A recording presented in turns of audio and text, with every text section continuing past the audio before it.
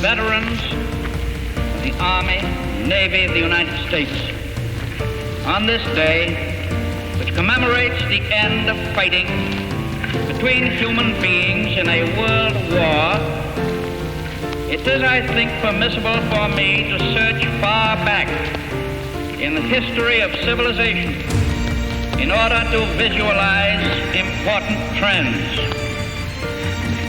On the Great Seal of the United States, which for a century and a half has reposed in the loving care of a long line of Secretaries of State of the United States, there appear these words: Novus Ordo Seclorum, which means a new order of the ages.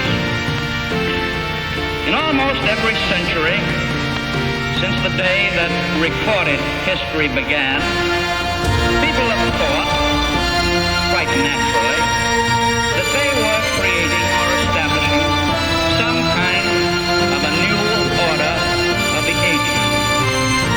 But in the scheme of civilization from which ours descends, I suppose that we can recognize that in approximately 2,500 years, there have been only a very few new orders in the development of human living under a thing called government. Without question, the philosophy of orderly government, in which the governed had some form of voice in a civilized society, goes back to the days of ancient Greece. We must remember, however, that while the philosophy of democracy was there first expressed in words and on paper, the practice of it was by no means consistent and was confined to a relatively small number of human beings and to a relatively small geographical area.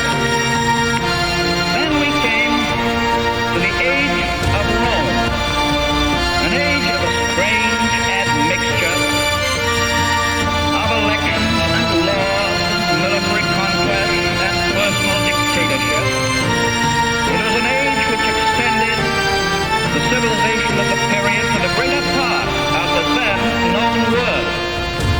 It was an age which forced its own conception of laws and ways of life on millions, literally millions, of less civilized people who had previously lived under tribal custom or centralized direction. Yet, definitely, Rome was an age.